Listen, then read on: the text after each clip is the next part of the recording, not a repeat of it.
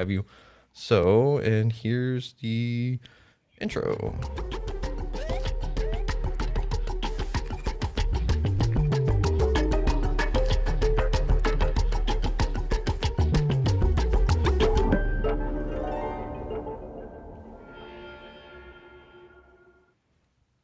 Hello, and welcome back to Retrieving Sanity with your podcast host Keegan, and this is your podcast for all mental health, addiction, recovery issues, and topics. And today I'm joined once again by Ken Kunken, a man whose story of resilience continues to inspire me and so many others. In part one, he shared his incredible journey from a devastating football injury to becoming the first quadriplegic to graduate from Cornell and going on to counseling to a career in law. Today, we dive even deeper into legacy, family advocacy, and what it really means to live with resilience day after day. This is Ken Kunken. So, how are you doing today, Ken? I'm doing great. It's good to talk with you again, Keegan. Awesome. It's super awesome to have you back on because the world is just such a crazy place all of a sudden. And it's just like, how do we even make sense of this? And you are one of the few people that seems to have really lost everything with that you could seem to do. But at the same time, you've just come from the ashes and just totally rewrote a whole bunch of things, quite literally almost, right? Keegan, I'm living a great life. I'm very happy. So it's great to be spending part of today with you. Sweet. Well, real quick, how was your summer? Because last time we recorded, it was a little bit right in there, and now it's been a few months, actually, if I'm not mistaken. Time just flies by. So, how is that time in between the recordings? Well, it's been a really busy summer. I mean, in addition to being a guest on a number of podcasts, my wife, children, and I all traveled out to Montana for a Ooh, family wedding. We drove out there and back. We've been real active, of course, taking my boys back to school. All three of them are juniors at three separate colleges in upstate New York. We've had a lot of family events during the last few weeks. So it's been a busy summer, but a very good summer. oh man, that's awesome. A busy summer is definitely better than one that's nothing is really going on, right? Right. So, how was the drive to Montana? Did that take a few days, or what all did y'all Yeah. stop and see? Well, it actually took us, in terms of our total trip, it took my wife and I 22 days. My boys was an extra 23 days. They left Whoa. in a separate car shortly before us, and they first traveled to Oklahoma City for a GalaxyCon convention. Oh, And then wow. they met us out in Montana, and we followed each other back on the way back. Got to see a lot of wonderful sights. Mhm. Some good bonding time with the boys and our family. It was a great trip. Oh, man.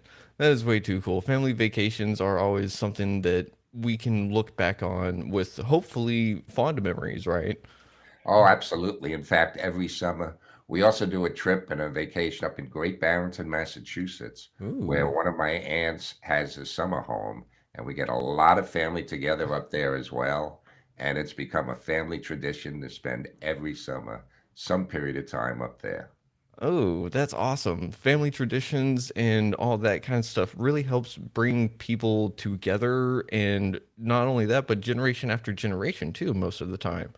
But there's one of those things, too, right? Is that you kind of had to make this, right? It wasn't a tradition that y'all had in place already, right? It sure was. Actually, my aunt got the place way back in 1969. Oh, The first time I was there, because initially she shared it with another family, but mm, then she bought it for herself and our family. And in 1972 was the first time I've been up there, and I've been huh. up there, I believe, virtually every summer but one since then. Oh man. And let's see. So, how long of a trip does that usually take? Do y'all are y'all going to do the same thing this year too? Well, we were already up there this summer. Oh, gotcha. It's 135 miles from our home, Hmm. and it's maybe 3.25 hours. And it's just wonderful to visit with a different part of my family. That's actually my mother's side of my family. Ah, I get to see up there and down here where I live in Long Island.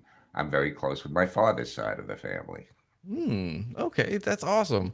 So here's a question real quick. Whenever you got struck with your disability and everything, how did that side of the family take everything? How did they adjust to having to adapt? Well, it was very difficult for everybody, obviously. This Mm, type of injury affects the entire family. mm, But it actually brought us all closer. I got to spend a lot more time with many of my relatives. One, because I needed their help, and mm, two, because they felt it helped them get closer to me and, get to know each other better. In fact, one of my mother's sisters, my Aunt Betty, mm, became one of my closest relatives and friends.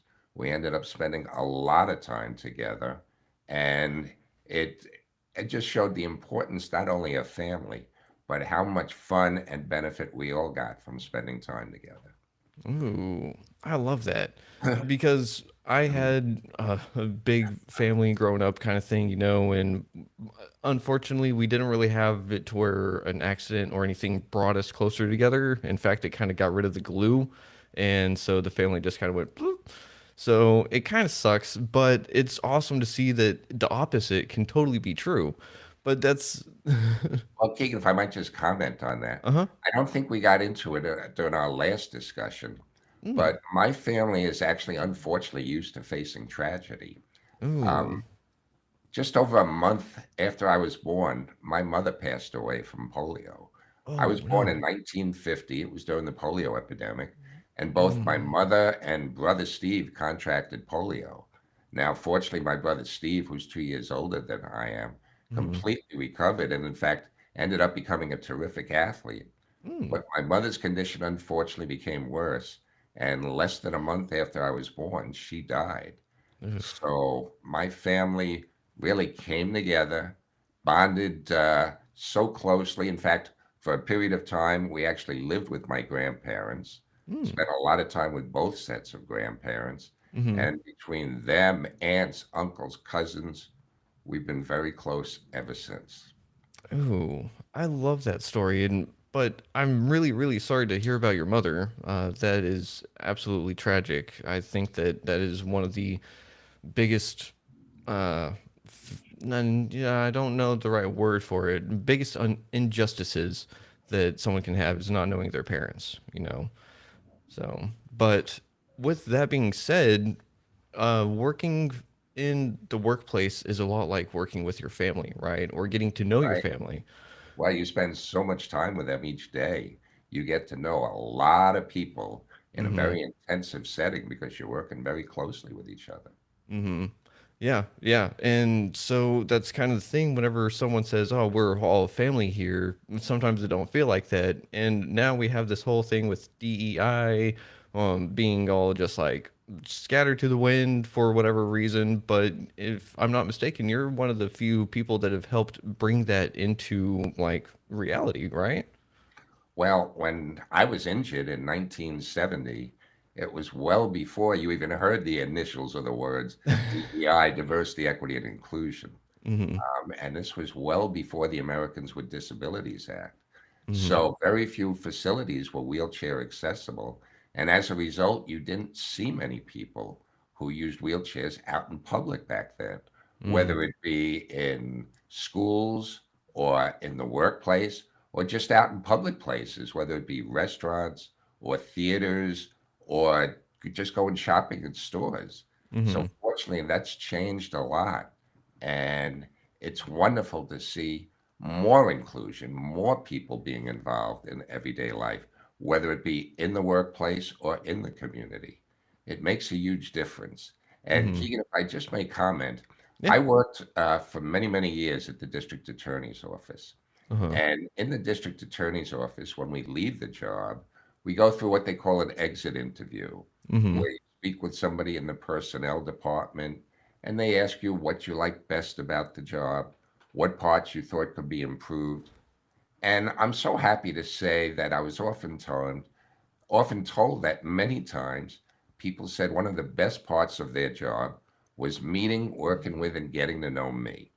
Now, Hmm. the reason why I wanted to comment on that is I know what they were referring to is Mm-hmm. meeting, getting to know, and spending time with somebody with a significant disability. Mm. Because unless they had a close relative with a disability, most people rarely spent much time with someone else who had a disability. Mm-hmm. And many people found that to be a revelation. They were Yep. surprised that, at least for the most part, I had a pleasant attitude, that I was a hard worker, that working with me did not mean additional work for them. Mm-hmm. And they seem to have said that it found that it helped inspire and motivated them to do a Mm. better job and just feel good about themselves. And I believe when you hear people today talking about DEI, some of them talk about it in a negative way. And I Mm-hmm. don't think they fully appreciate the impact DEI has, not just on any one particular individual, but Mm-hmm. on everybody who comes in contact with that individual.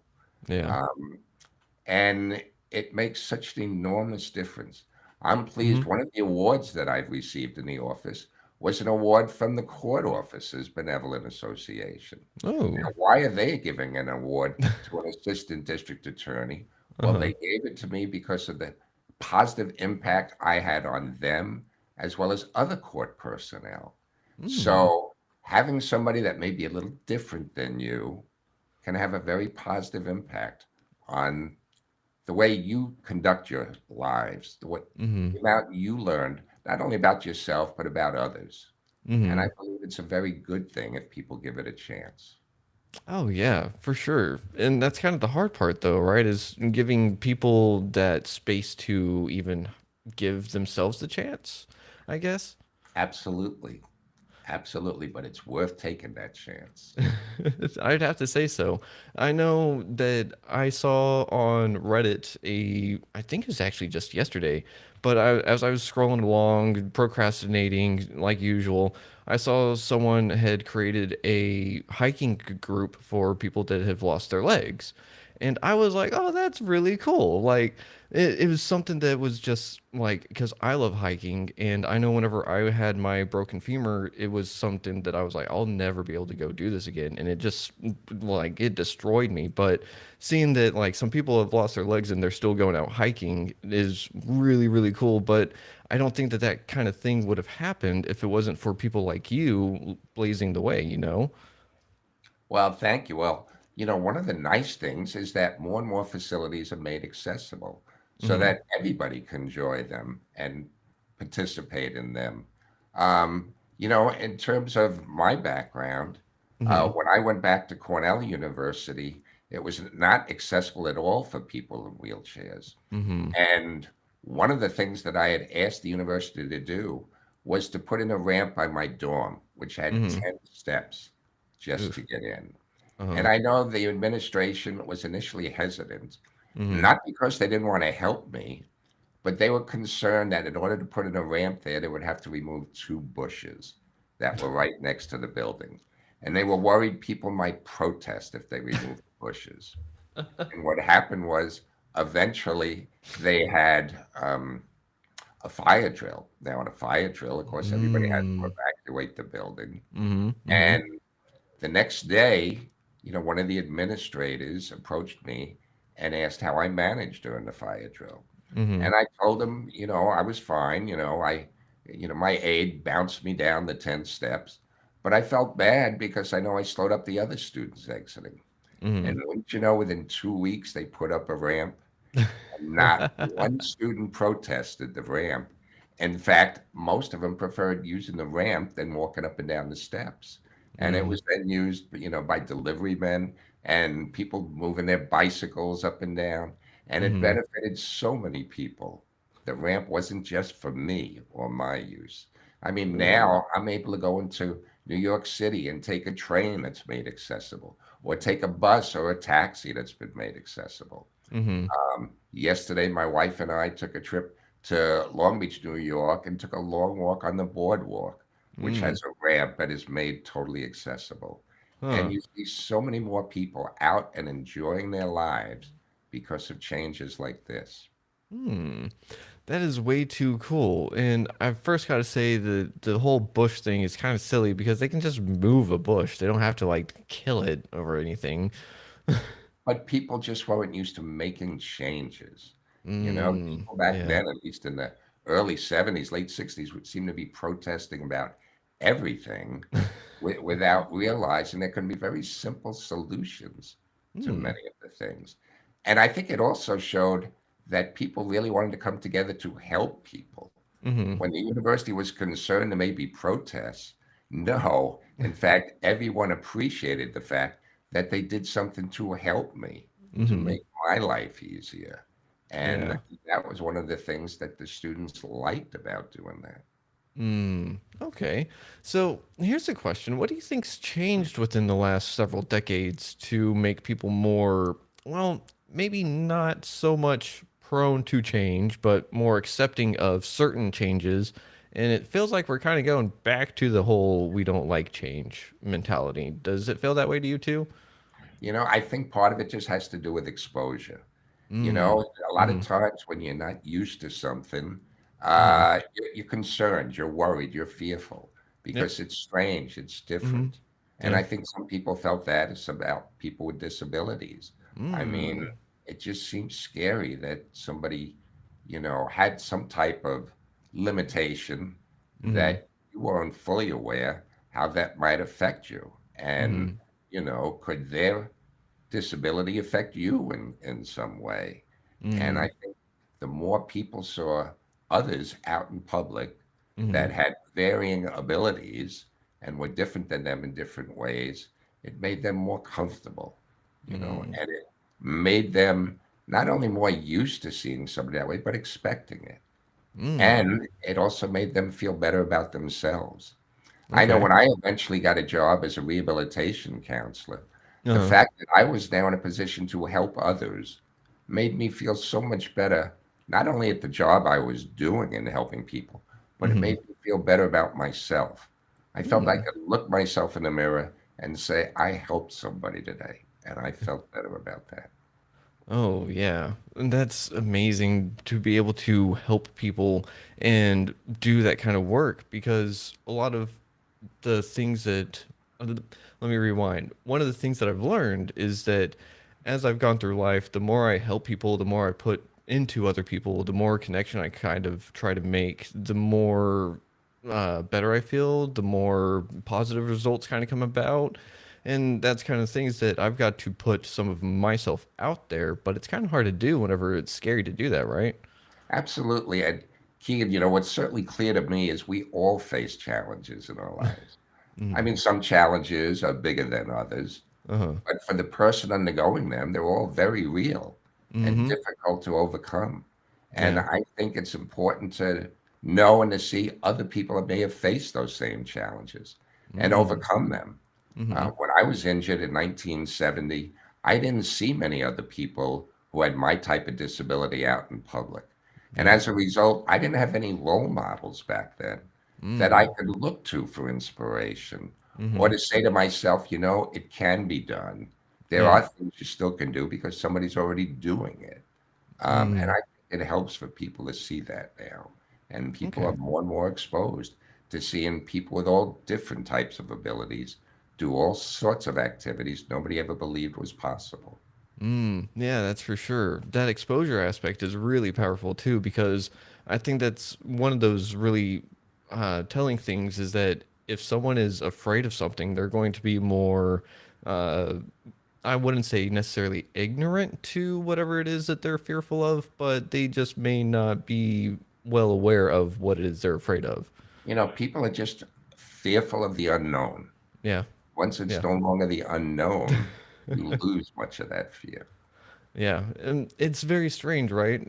Do you think that that's why maybe the attitude towards DEI has changed? Is that maybe there's not as much exposure as there used to be, or do you think that some people are just kind of like not looking at it through the right lens?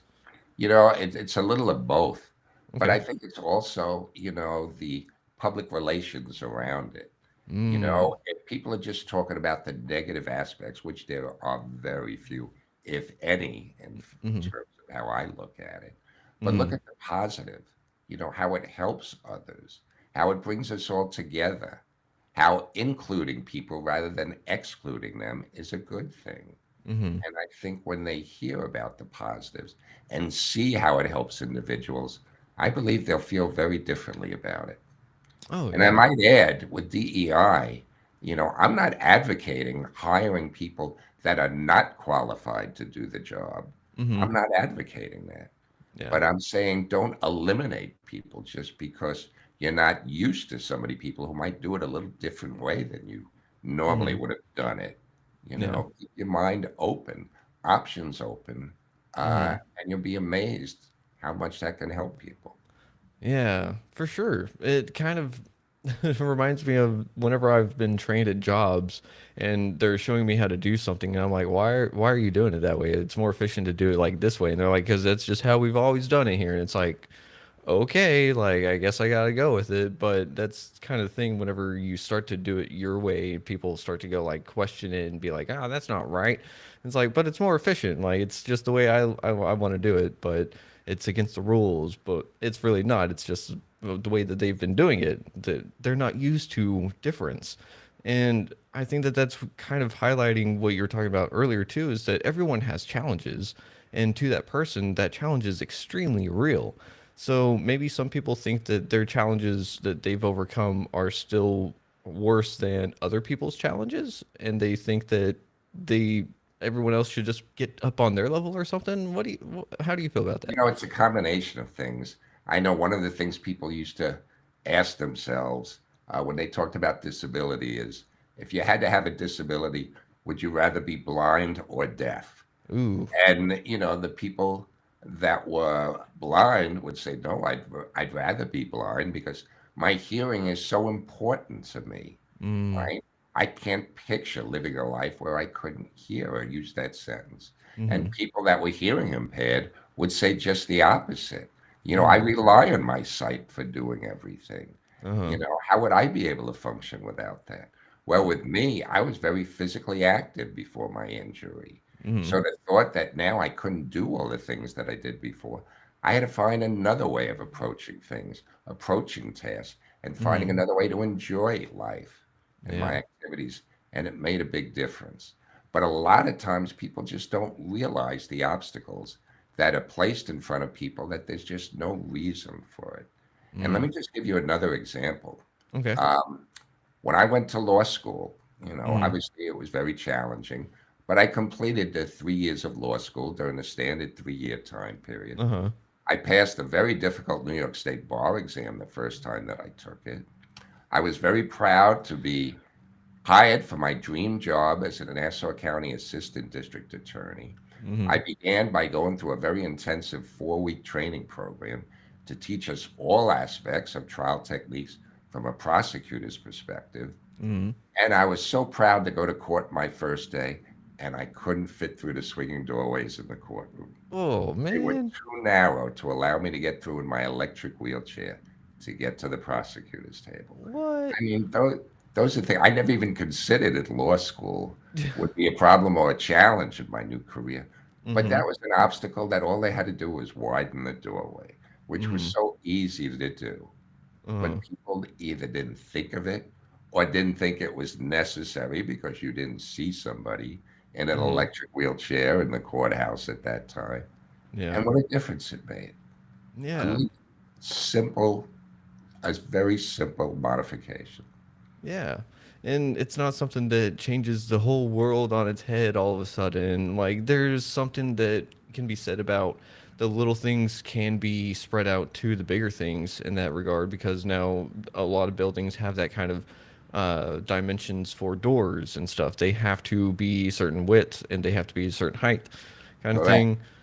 Um, And they found, hey, that helps mothers wheeling baby carriages, uh-huh. people on bicycles, people making deliveries. I mean, in Mm-hmm. addition to somebody who may have difficulty using their legs. I mean, really, who wants to walk up steps when you can walk up a ramp, right? Yeah. Why exclude certain people by Mm-hmm. not making the easy modification that helps everyone? Yeah, and it's not a specific person, kind of like what you're saying that we're trying to help. It's not just one person is requesting this because of this. It's one person saw the need for it, and other people saw, oh, hey, we can utilize that same little adjustment for ourselves too. So it helps out everyone. Absolutely. And a lot of times people say, gee, I never thought about that. That is a good idea. Why Yeah. not do that? Yeah. And it kind of makes me think of how some people treat or think about, let's just say fast food workers, right? Because some people sit there and say, oh, they're just flipping a burger. That's an easy job, blah, blah, blah. They don't deserve $15 an hour. They don't deserve a living wage, whatever. But I've found that most of the people that say that are the ones that have never worked that kind of job. So, Right. Right. And quite frankly, they're the same people that will complain if things are not done exactly right or the way they would like it. yeah. Yeah, that's entirely correct. And I think for myself, I avoided that pitfall, not necessarily because I was like, oh, I'm going to go work in kitchens because that's what I want to go do. But that was one of the things that my father told me is that as I was growing up, he was going to make sure that I worked 1 year of retail and 1 year of food. So that way I knew what other people had to go through on the other side of things. So I would have respect for them more so. But we can't really sit there and tell people to just like strap on this wheelchair for a week and enjoy it, you know? Like, I mean, maybe that would be a way that some people could learn about it, but that's kind of cruel, right? Absolutely. And I'm certainly not advocating that. Yeah. But I know people who have unfortunately, let's say, had an injury Hmm. and broke their leg, unfortunately, were now either on crutches or needed help getting around. Hmm. And they've remarked how difficult things were that they never thought about. Yeah. Just being able to balance yourself and open a door and get through at the same time, or getting Hmm. up a step and the door is right there at the exact landing and there's no room to move out of the way and open the door. I mean, so Hmm. many little things that people don't think about, but that actually help everybody in the long run when they're Hmm. changed. Yeah. And it's kind of like the engineers just don't really understand life and what people have to do around those buildings and whatnot, you know? If they take it into account when they're building the building, the Hmm. modifications are very simple and do not cost much at all to do. Hmm. And I know my children, they were brought up to recognize these Hmm. things. They used to go out to a place with their friends and come back and say, Dad, you could go there. We checked, there's a ramp. Most people never even notice that. But Oh. my children were brought up that way. They notice it. And when they see somebody with a disability, they'll go out of their way to help them. Oh, that's really sweet of them, and very nice that nice isn't even the right word because it's just better than nice. It's amazing that they would sit there and do that kind of thing. And that actually leads right into the question that I was going to have is how do you recognize whenever someone's been through similar challenges and stuff, or how do you help those that might be facing similar challenges that you've faced in the past? Well, first of all, everybody's different. And Hmm. even if they were to have the exact same disability, it may affect them differently. Yeah. And they may Yeah. have different ways of dealing with it. And Hmm. probably the best way is to ask an individual, how are they doing today? Do they need any help, any special assistance? Is there Hmm. anything we can do to help you today? Hmm. Rather than try and guess and be afraid to approach somebody, ask. I never minded people coming up to me and asking questions. I Hmm. know there were times when small children would come up and ask me questions, and the parents would try and usher them away because, they didn't want their child to ask what they might consider an inappropriate question. I never minded that. I thought it was great, Uh-huh. when somebody's curious Hmm. about something to ask her. I mean, the little kids would come up to me and ask me, do I sleep in my wheelchair? Well, no, I get lifted out of my wheelchair into bed, although there are times during the day I may fall asleep in it.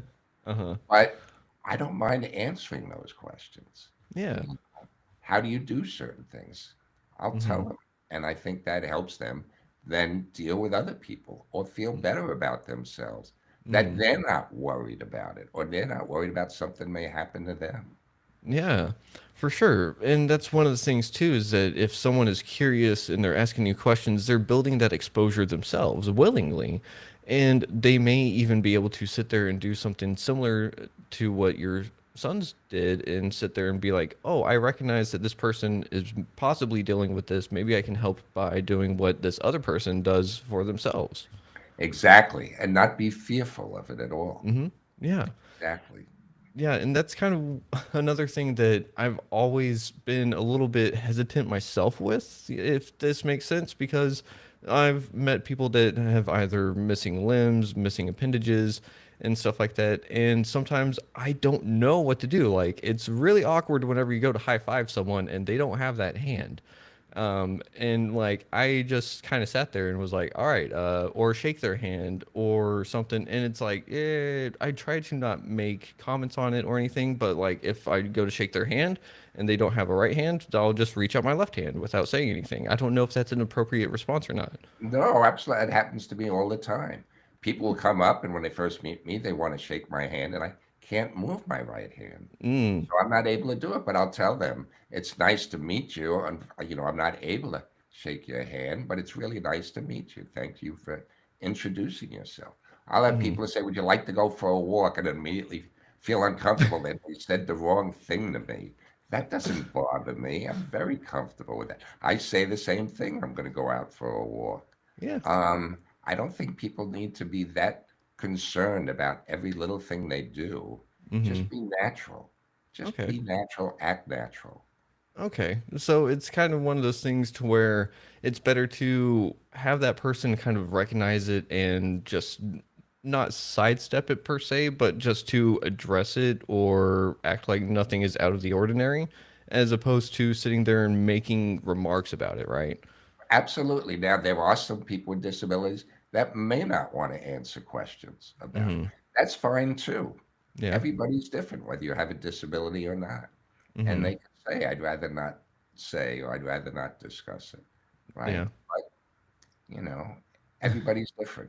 Yeah, and I think that that's really important to highlight, and like you've done, is that everybody is different, even if their story may be right along the same track, that diverges somewhere, some way, shape, and form, and that will change their entire perspective on things. So, whenever you're dealing with this kind of thing, and we have this society where it's slowly starting to become more integral, that it's starting to become more adaptable to people with disabilities or things that need special adjustments on architecture and stuff like that. So, how did it first come about to where you noticed that other people were starting to really take note aside from that first ramp experience? Well, I think every time I used to go out in public, I'd be stared at, and that Mm, made me very uncomfortable. But the more people saw people with disabilities out in public, whether they be in a wheelchair or on crutches or have mm, another type of disability, the less you were, an attraction for mm, them that was so unusual that people couldn't take their eyes off you and treated you more naturally as they would everybody else. mm, And it would become commonplace. mm. When I would be out in public now, people wouldn't bat an eye Yeah. that I was doing something unusual. Mm, And it made me feel more comfortable. And yeah. I think it makes the others around me more comfortable when they can feel relaxed, when they can feel it's not anything special they need to do differently. It won't require any hardship on their part Mm. to be more accepting and more open minded. Okay. And I think you actually just hit something, and you've said it before too, but I think I just now caught on to it is that whenever people are not dealing with, but whenever they're interacting with people with disabilities, they're possibly afraid that they're going to have to put more effort into either the relationship, either put more work into whatever the interaction may be, stuff like that. And that could really set some people off the wrong way, right? Absolutely. And, there were times when people would be concerned that if they hire somebody with a disability, it may mean more work for them. Mm-hmm. That doesn't necessarily mean that. It may mean Mm-hmm. more work if you hire somebody who's not qualified for a job, Yeah. but not if somebody's qualified and just goes about doing it differently. I mean, Mm-hmm. when I was in the district attorney's office, one of my assignments was to be a trial attorney in our county court trial bureau. Mm-hmm. And just about each and every year I was there, the number of trials, pretrial hearings, grand jury presentations I did each year were Mm-hmm. always among the highest in my bureau. Ah. So not only did it not require more work for other assistants, Mm-hmm. often I was doing more work than others were. That's awesome. And that's one of the ways that you helped build this legacy behind you, right? Is by blazing the way to show others that they don't have to sit there and pick up your slack because you're not going to let any slack down for anyone to pick up. Exactly. In fact, I was later made a supervisor in the office. I Uh-huh. was given the responsibility of supervising about 25 other assistant district attorneys because they appreciated the job that I was doing, the hard work that I was doing. And Mm-hmm. actually, when I left the office 2 years ago, the district attorney actually established an award named after me, the Kenneth J. Kunken Award, Oh. to recognize the outstanding assistant district attorney in our office each year, um, who showed the characteristics Uh-huh. of the person in the wheelchair, right? Who they believe was helping others, Mm-hmm. showed respect and loyalty to their colleagues, you Mm-hmm. know. And um, I'm so proud that not only have they recognized that, but they Mm-hmm. encouraged that. Yeah, they not only encouraged it, but they are helping show the way for other people that come in that it's okay to need a little bit of help. It's okay to say I'm different or I do things different. It's okay to say that I've had challenges and I'm still here and going to show up and just work like I should, you know? Absolutely. And, I know when I was first hired for my job, there were people who had questions. How are you going to be able to do this or do Mm-hmm. that? And sometimes I had to say, I will figure it out. I'm not Mm-hmm. sure before I begin how to do it. Mm-hmm. But just like everything else in my life, I Mm-hmm. face these kind of challenges. I Yeah. will figure it out and get the job done. Mm. So very independent minded, right? When you have a disability, you basically grow up, whether you're born with a disability or you acquire one, Mm-hmm. learning that you've got to find alternate ways to do certain things. You're Yeah. used to facing challenges and having to overcome adversity. And Mm-hmm. sometimes you work that much harder to do it, but you do it. Yeah. And I think that that's awesome that someone may be able to have to put out more work and everything, but I think that their real power comes from their creativity, that ingenious aspect that shows them they can do things, but they might have to tweak it a little bit different. Kind of like someone that shows up to a new job and is like, why do we do it that way? They can sit there and go like, hey, I can do stuff a little different. When I was hired, I later learned one of the supervisors before he met me were questioning why I was hired because, as he put it, he can't even write.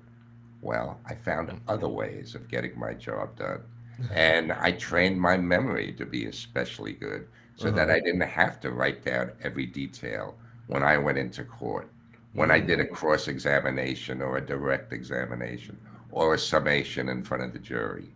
I mm. found ways of being able to do it even without being able to write. Ooh, man, having a memory like a bear trap, right? Well, I certainly used to have it at least. As I've gotten older, it's not quite as same as it used to be, but it's still pretty good. Well, that's awesome. I think that the neuroplasticity and everything, our brain power, is one of the best things that we can have and cultivate. So it's awesome that you're able to do that. But unfortunately, with aging, everything just kind of goes bleh. But I do have a question on that end, real quick, though, because we had talked about making connections and everything, real quick. And you had to make a lot of them in work and in your personal life. So, my question is, though, how did you make them more like actually real, not to where it's more transactional? Does that make sense? Yeah, but one of the things you have to do is be comfortable with yourself. Mm. If you're comfortable with yourself and you're not trying to impress anybody, Mm-hmm. it puts other people more at ease. Ooh. So, when I'm dealing with somebody, I recognize I've got certain limitations. I may need certain help, but by the same token, I can find other ways of performing the task, and I can still treat people with respect. I could still give them the time they need or deserve and Mhm. try and empathize with what they're going through, what issues they're facing, and Uh-huh. not come back and say, geez, your problems are nothing compared to mine, so what are you complaining about? That's not the attitude I want to show people. Yeah. Their problems is just as real to them as mine are to me, and you need to recognize that and Yeah. help them be able to resolve them. Mhm. So, how do you help people recognize that pain is pain, that their challenge is a valid challenge, even if they're trying to downplay it themselves? Well, part of it is actually saying it and verbalizing those words. I know this has to be difficult for you. I Mhm. know what it's like to feel anxious, Mm. to be afraid, to be fearful, Yeah. to be worried about something. I also know how physically difficult or painful something can be. I recognize it. Is there anything I can do to help you? Mhm. Anything I can do to help make it easier for you or to recommend somebody that can? Show them that they're being noticed, that they're being heard, and Mhm. not being ignored. Ooh, that's a really important one, not being ignored. And was that something that you really felt like you had to deal with? I mean, you said that you had a lot of people staring at you in public, but did that come with the same token of like, hey, I need someone to open this door for me real quick, and people just were like, ah, nah. It's happened, and I know Mm. everybody's busy and oftentimes in a hurry. And I Mhm. know there are times I need to be patient, but I try and recognize that. Uh-huh. And I try and help others when I can. I know we're all dealing with issues in our Mhm. daily lives, but I know most people are really, really good people. They Yeah. want to help. They want to do the right thing. They're not Mhm. always sure how to do it and what the right thing is, but Mhm. they're basically good people who want to help and be helpful. Yeah. And whenever we're trying to be helpful, sometimes do you think that some people make a fool of themselves trying to help? I never thought somebody's making a fool of themselves trying to help. Sometimes some are a little clumsier than others. They may try and offer help that actually makes things more difficult, but I appreciate them at least trying and Mhm. recognizing that somebody may need assistance and trying to offer it. Mhm. And if I find it's helpful, I will thank them and appreciate it. And if I find it's either not helpful or needed, I'll let them know I appreciate the offer. Thank you in any event, but I'm able to manage this. Okay. That's really sweet that you have people that are willing to do that kind of thing for you. But that kind of goes with the whole territory, I guess. And that does make me ask one question, like with you and Anna, how did that go about with raising triplets? Because y'all had everything else to take care of, right? Boy, it was certainly a challenge. Now, raising triplets would be a challenge for anybody, any couple, any Hmm. mother or father. Yeah. But, with us, it was particularly challenging. And there were times initially where we had a nanny helping out, but Hmm. other times when we were totally alone. And just to give you an example, when our boys were little, when it came time to eat, my wife Anna would have our three boys all in the high chairs sitting around the table, Hmm. me around the table, and Anna would give a bite of food to Joey, then she'd give a bite of food to Jimmy, then a bite to Timmy, then a bite to Daddy, and then Mommy would take a bite, and we'd go around in a circle, and that's how we'd eat. Um, but it worked. It Yeah. worked. And that would be a time where we could talk with each other. Uh-huh. The boys would be comfortable with helping daddy. There were times when the boys were little, they would feed daddy. Uh-huh. That would make them feel good about that. They'd be real helpful to me. And Yeah. it helped in bringing them up, to have the proper values Hmm. and the proper traits to show they're going to be very good individuals when they get older. Oh yeah, that is for sure. And I was just about to say that knowing little kids, they love helping, and so that was going to be one of the questions: is that did they try to help feed you? And Oh, they did all the time. Excuse me, when they were little, they would feed me whenever I needed it, uh-huh. give me a bite, turn on the television or a light in the room. Mm-hmm. And one of the things they had to be aware of, excuse me, was to clean up after themselves, move their toys so that Ah. daddy wouldn't accidentally wheel over them in his wheelchair. And by the same token, I had to be very cognizant where my boys were every step of the way. Sometimes I would back up in my wheelchair, not realize a little baby was behind me Oh until I no. heard a scream. And, that was kind of a dead giveaway. I Yeah. better be careful. Yeah, yeah. I do have to say though, I think you're lucky because you never had to experience stepping on a Lego, right? Well, that's true. But I did hear it crunch under my wheels a number of times. Oh man. Jeez. Well, I gotta say, stepping on a Lego is definitely one of those really painful experiences that I know a lot of other parents have to deal with, but that just not a lot of other parents have to really worry about backing over their kids either. So, I mean, it's a pro and con situation, right? Kind of like you said. Right. One of the challenges when our boys were born is getting three chairs, seats, car seats for the Mm-hmm. boys in the van, Mm-hmm. and having, we have a minivan, enough room for me to get in and out in my wheelchair with Mm-hmm. three car seats because we had to remove, excuse me, the middle chair in the van. And that was Oh, quite a challenge being able to do that. yeah. Uh, did y'all have to go to a mechanic to kind of do all that stuff, or did Anna learn how to be a? It was a lot of investigation on Anna's part, on our part, and sometimes it needed a special mechanic, and Mm, other times it was just a lot of shopping, and a lot of thought went into each thing we were going to do before yeah, we went out anywhere. yeah. That was one of the things is that y'all have to plan things a lot more than just being able to say, "All right, I feel like going to Hawaii this weekend. How about you? Let's go." Right, I can't just jump on a plane when I want to, but even just getting in the van, I'd ask Anna, do we have all three boys behind me? Let's count, did we Yeah. leave anyone behind? Uh-huh. So it was always a challenge. But, it was interesting. My boys learned how to help me. And there were Mm-hmm. times when I'd go out alone with them, just, go into a store or something. And Mm-hmm. they would make sure they'd look out for daddy at the Mm-hmm. same time that I would look out for them. And Yeah. it was a very good symbiotic relationship that we had.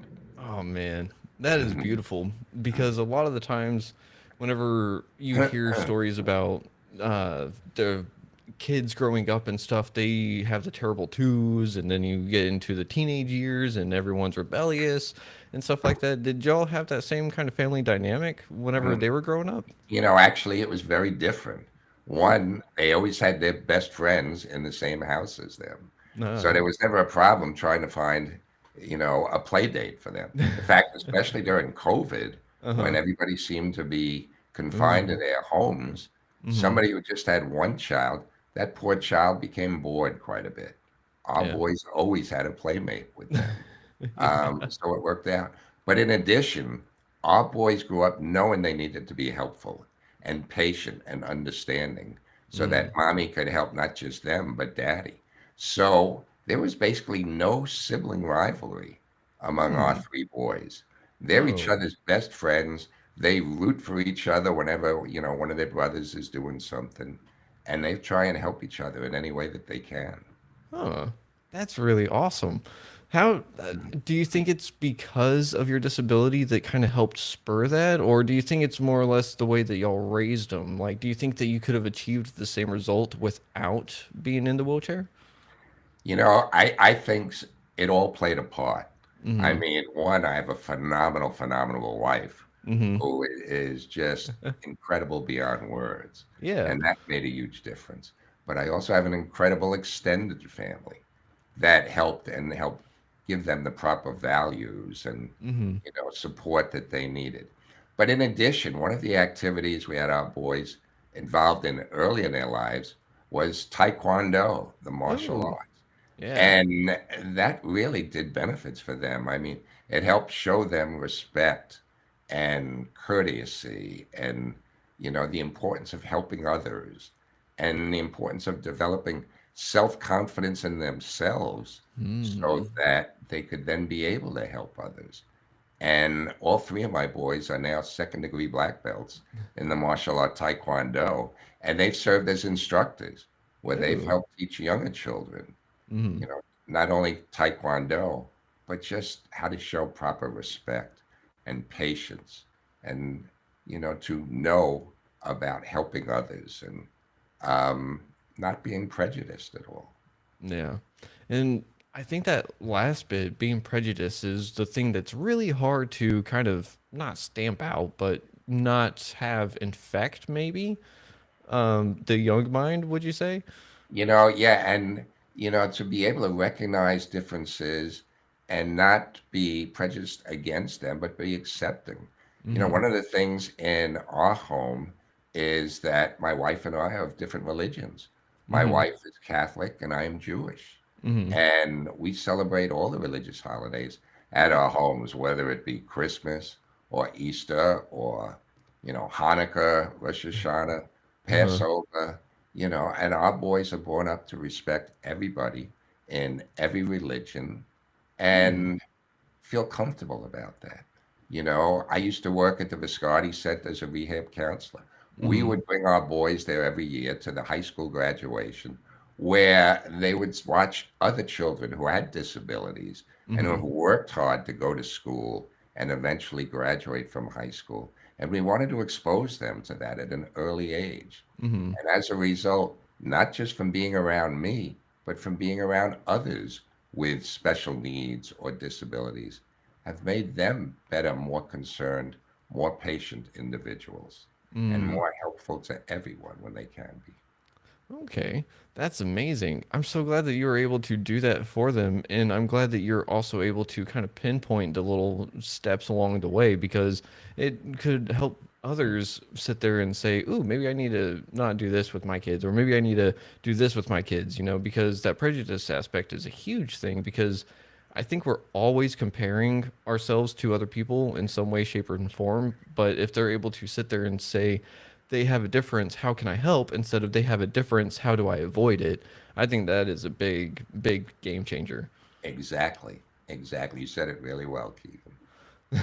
Um, but I do have one question though. Whenever it comes to your faith and your spirituality, did you pull on that a whole lot whenever your injury first came about? I don't think we've really touched on that. That's an interesting topic. When I was first injured, I had so many different members of the clergy visiting me in the hospital. Didn't Mm-hmm. matter whether I was Jewish or whether they were Jewish. There were people from all different religions that Hmm. would visit me. And Okay. they would come in and ask me how I'm doing. And of course, soon after I was hurt, I'd usually reply, terrible. Yeah. Why did I get hurt? I was a good person. Mm-hmm. And no matter what religion they were from, they would all give basically the same response. Mm. Nobody knows the ways of God, or God works in mysterious ways, but we're sure He has a plan for you. Mm-hmm. And, initially that did not bring me much comfort. Yeah. But later in life, sitting here today, I think if God's plan was that I become so disabled and so needy that He would bring my wife Anna into my life, who I Uh-huh. originally met because she was one of my caregivers, and Mm. that I would fall in love and together we would become the parents of three triplet boys, then I guess it was a pretty good plan. Yeah. And I'm very comfortable looking at life that way. Yeah, I'd have to say so too. It's one of those that everything doesn't have to make sense in the moment, but whenever you look back at it, it does kind of make sense. It sure does. Yeah, but I kind of have to ask, like, I thought that there was something about like no inner work relationships and stuff like that. Well, my wife started as just my weekend personal care aide. Uh-huh. So there were a lot of times we were apart, and we found when we were apart, we missed each other. And Oh. when we were together, it quickly was not just, an employee to an employer. It Uh-huh. was more, we were good friends. And Mm. she was trying to help me with my daily needs. And I was helping her perfect her English because she came from Poland. Uh-huh. And it turned out we were helping each other. And the Yeah. more we got to know each other, the more we appreciated being with each other. And the Mm. more it then turned into a romantic relationship and triplets. Ah, that is way too awesome. I mean, it is amazing because your story sits there and you're a good person, and then you have a terrible accident happen, and then you go and you help build and create this awesome career and legacy for yourself, and then you find Anna, and then y'all have triplets, and then again you're expanding your legacy in that way because your boys are able to sit there with this open mind and heart to sit there and accept people and help them in times of need, instead of sitting there and going like, why do you need this? They just say they need it, so let's help them. They don't question it. They'll just sit there, and it sounds like they'd give someone the shirt off their backs if they had to. Absolutely. And they are so proactive. We don't need to ask them to help mommy or set the table or clean up the dishes or, you know, shovel the snow from the driveway. Um, they do all that naturally because they were Hmm. brought up that way. And they Yeah. know not only how important it is, but how helpful they can be to others. Hmm. And it's made a huge difference. Yeah, it is a huge difference. And it's one of those things that's also going to have that ripple effect, as it goes throughout the years, because they're going to infect or they're going to affect people with their happiness and helpfulness. And it's going to spread from that person to another person, so on and so forth. And so I bet you there's like a giant puddle or like a giant pond around the name of Kunken, and it's all about helpfulness and kindness. It's great. When our boys were in elementary school, we were fortunate that the school they went to was Mm. large enough where they could be in three separate classes. We Ooh. thought that would be a good thing if they were separated and not always doing everything together. Mm. And our boys were so well liked and made such good friends that at the end of each year, when the children were assigned the teacher for the next year, Mm. we met so many parents who came up to us and said the first question they'd ask their child was not what teacher did you get, but what Kunken did you get? Which one of the Kunkens will you be in class with this year? And it just was so great to hear that. The best thing anybody can ever do or say to me is give me a compliment on my children. Yeah. That makes me feel better than anything. And I'm so proud to say I've gotten so many compliments on my three sons. It's just wonderful. Yeah. That is wonderful because it again, it's one of those things that you didn't think was ever going to happen, and whenever it did finally happen, I mean, Dad would have just been ecstatic right there, just like, "Oh, hell yeah." Absolutely. I mean, talk about the impossible becoming possible. Mm. I never would have envisioned this in my wildest dreams that I would become the father of triplet sons. Hmm.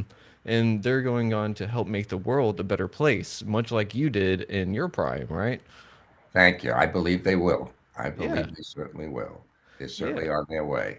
Yeah, and it doesn't have to be big things. It doesn't have to be big legal battles. It doesn't have to be in the courtroom that change is made. It's made in the everyday little things, and that's where things really add up, and that's where they're pros at, I think. They So, make a difference in everybody's lives that come in contact with them. And they do that on a daily basis, just like you just said. yeah, and they do it with love and care and not because they're trying to gain accolades or internet clout. So, They know they don't have to impress anyone. yeah. Just meeting them, people get impressed. Oh, that's awesome. Maybe we can have a four-way call one day where it's all three of us. It's not, it's all, it'd be four of y'all, one of me, so it's all five of us That together. would be great. Well, as I indicated, right now they're at three separate colleges, Uh-huh. pursuing three different majors and have super busy schedules. But Mm, perhaps on a vacation one time, that yeah. would be great. It's interesting because, in the past, I've gotten a lot of publicity, and Mm-hmm. sometimes my children would be around when they were younger, certainly, and, the interviewers would want to ask them questions. And Uh-huh. my boys were so good in responding with such appropriate answers and statements that it was such a pleasure to see. Oh, wow. That's awesome. Yeah, I would love to get them on here with you at some point because we can have it to where they can be in their own dorm or whatever on their computer and stuff too. Okay. So if we ever figure out like a time or something, that'd be cool. But if we want to wait till it's vacation and all y'all are together, that'd be even awesomer. I'm sure Awesome. when we get off, we could work it out. Awesome. Sounds good to me, Ken. But let's see. We are like right at the end of this episode, so we're going to see you on in the future again at some point. And Right. But do you have any words to leave the audience with this afternoon, this morning, whatever time of day it is that they're listening? You know, Keegan, every morning that I get up, I know that I could either have a good day or a bad day. Yeah. That's up to me. I choose to try and have a good day each day. You know, I choose to try and wake up smiling and think maybe today I could help somebody else with their needs and make it a better day for them.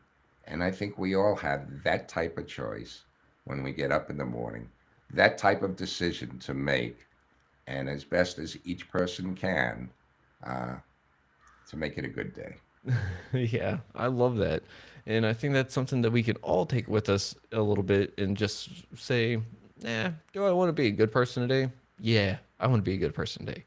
So, Ken, I gotta say thank you for being on Retrieving Sanity again. It has been an absolute honor and a pleasure, and I can't wait to meet your boys and see what all they've got to say about their great dad.